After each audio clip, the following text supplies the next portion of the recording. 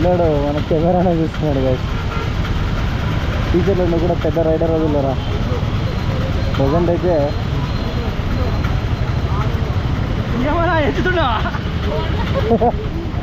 మా ఆడవాళ్ళకి అందరికీ సిగ్నల్ కొత్త కనిపిస్తున్నాయి గైస్. సెకండ్లతో సహా ఎత్తుతున్నారు మా వాళ్ళు. ఇంకా జనాలు అలవాటు పడలేదు అంటున్నాడు మా బావ. అది ఒక 30-40 ఏళ్ళ నుంచి మరి అలవాటు లేదు, చక్కగా వస్తున్నారు. చూడండి గాయస్, ఫస్ట్ ట్రాఫిక్ ఇక్కడ క్లియర్ చేయాలి గాయస్. వెంకటేశ్వర దగ్గర ఈ పార్కింగ్ ఇవన్నీ ఏంటి గాయస్, ఇలాంటివి కూడా చూసుకోవాలా కొద్దిగా.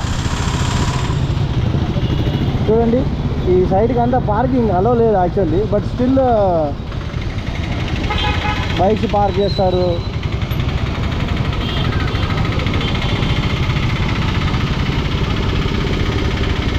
దయచేసి మున్సిపల్ ఆఫీసర్స్ ఎవరైతే ఉన్నారో ఖచ్చితంగా వీటి మీద కూడా దృష్టి సారించాలి.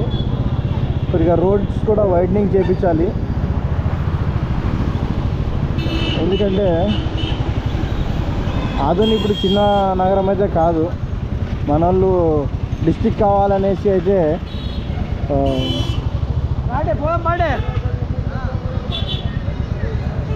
డిస్టిక్ కావాల్సిన దాదాపు ఒక 70-80 రోజుల నుంచి ధర్నాలు, నిరసనలు అన్నీ చేస్తున్నారు. అభిప్రాయం చెప్తాను.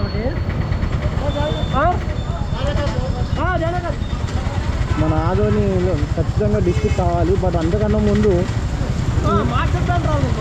ఆదోనికి మాస్టర్ ప్లాన్ వేసి ఈ ట్రాఫిక్ సమస్యను తగ్గించి, రీసెంట్గా బైపాస్ ఓపెన్ అయింది, ఆ బైపాస్ని కూడా యూటిలైజ్ చేసుకునేలాగా హెవీ వెహికల్స్ని లోపల రానియకుండా కొద్దిగా ట్రాఫిక్ పైన కూడా జనాలకి అవగాహన వచ్చేలాగా డిపార్ట్మెంట్ వాళ్ళు కానీ, మిగిలిన మున్సిపల్ అధికారులు కానీ, జనాలు కూడా అన్నీ అర్థం చేసుకుని కొద్దిగా పాటిస్తే చాలా మంచిగా ఉంటుంది. మన ఆదోనిలో ఒక డిసిప్లిన్గా ట్రాఫిక్ మూవ్ అవుతుంటే చాలా మంచిది. ఎందుకంటే బిజినెస్ హబ్ మనకు ఆదోని. ఇది చాలా క్లాత్ సెంటర్స్, బట్టలు షాపులు కానీ, నగల షాపులు కానీ, చుట్టుపక్కల గ్రామాల నుంచి చాలామంది వస్తుంటారు హాస్పిటల్స్ పర్పస్ కోసము. అది చెప్పువా, ఇక్కడ ఇవన్నీ వైట్ మార్క్స్ అన్ని గివోలా, అక్కడ నుంచి ఇక్కడ వేరే బండ్లు కానీ రాకూడదు. ఇక్కడ కూడా మా బావ ఏమంటారంటే ఈ రోడ్డు మీద నీట్గా రోడ్డు వేసేసి మధ్యలో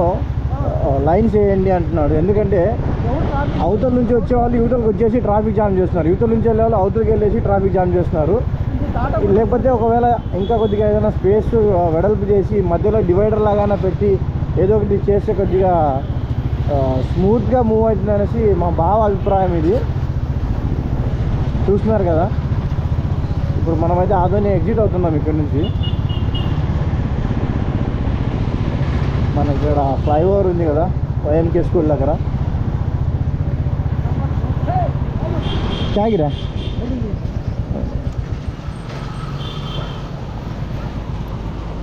ఉఠాయిలే ఉన్నాయి.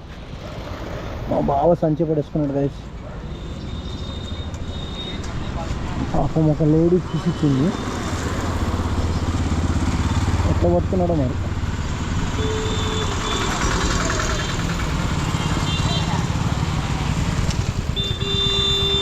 వాళ్ళని చూసి మా వాళ్ళు ఆగింది.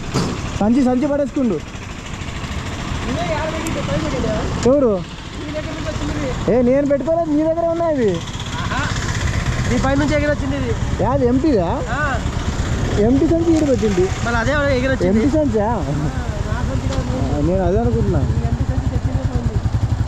ఓకే నేను సరుకులు పెట్టిన సంచి పడిందేమో అనుకున్నా.